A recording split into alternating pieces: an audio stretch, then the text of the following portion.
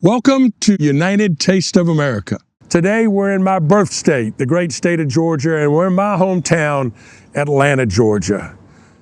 Georgia was founded as the 13th of the original colonies and later became the 4th state in the Union. Georgia has a rich culinary history with the 3 Ps: pecans, peanuts, and peaches. The reason Georgia's called the Peach State is traditionally the peaches were grown here and got to market faster than in any other states. And today we're here to talk about a great Southern dish, a great Georgia dish, Peach Cobbler. And we're better to do that than the great Mary Mac's Tea Room here in Atlanta, Georgia. Speaking of Peach Cobbler, no one, and I mean no one, does it better than Mary Mac's Tea Room in Atlanta, Georgia. In 1945, Mary McKenzie, coming out of the Second World War, wanted to open a restaurant. But at that era, women really didn't own restaurants. And so she opened Mary Mac's Tea Room. At that time, there were 16 different tea rooms here in Atlanta, Georgia. Today, only one still exists, the legendary Mary Mac's.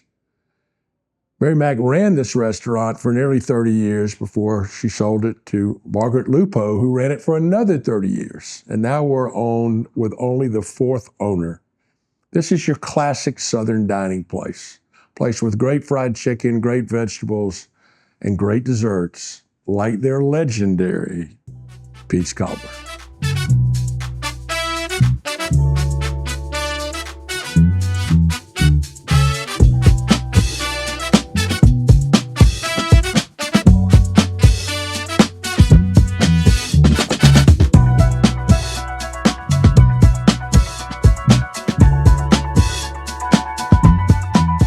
This is Mary Mac's world-famous Peach Cobbler. I'm here with Chef Thomas.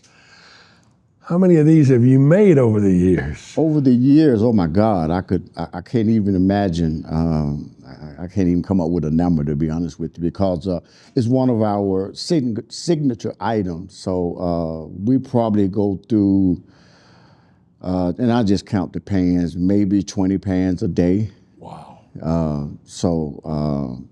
That's a lot of peaches. That's a lot of dough being rolled out. You know, it's a fun task, and we get joy out of just seeing people smiling when they taste it and going home, you know, and sharing it with family. Well, there's nothing better than peaches, in my opinion. I think peaches is the best fruit there is. In fact, there's nothing better than pick one off the tree and just eat it, let it run down. But cobbler is something that's so indigenous to the South and indigenous to Georgia. And y'all been making this since this place opened in 1945, 1945, right? yeah. And same recipe, hadn't changed a thing in it. And well, how long have you worked here? I've been here, give or take, probably 18 years now. Wow. I've been cooking, I'm 64, I've been cooking there since I was probably 12 years old, so. Yeah. Now, what do you like to cook best? I tell you, cobblers are one of my favorites. My personal favorite cobbler is apple cobbler. But peach cobbler is probably a runner-up for me, you know what I mean?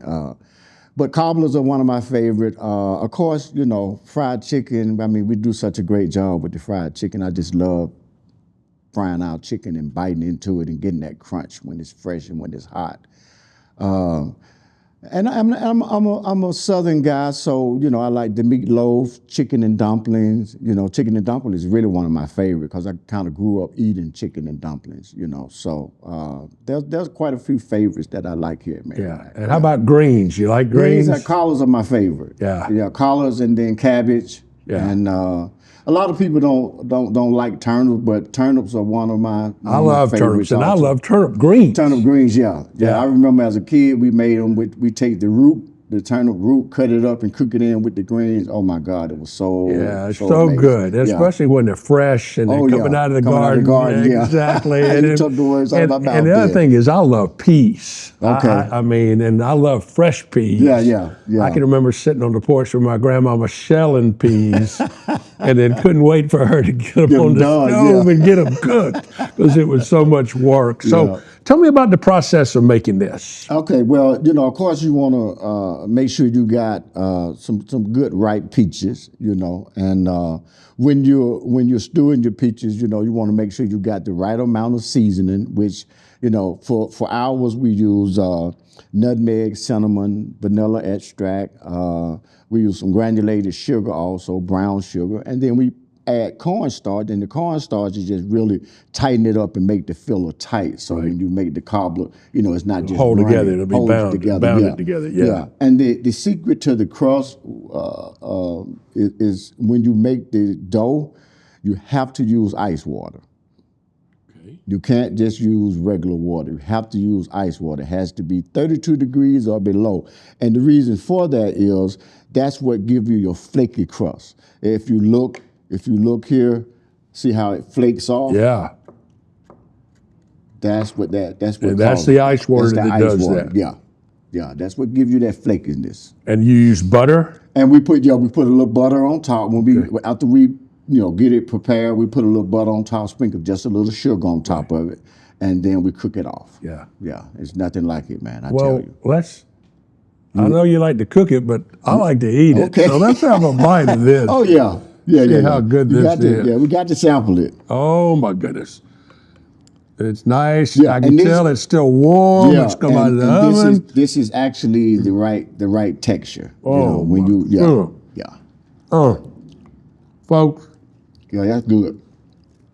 If you're in Atlanta, Georgia, you got to eat at Mary Mac's, and you better finish your lunch or dinner with their famous peach cobbler. Yeah.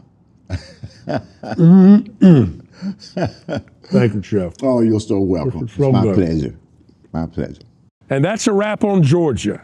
And we hope Georgia's on your mind, along with great peach cobbler. We'll see you next time on United Taste of America.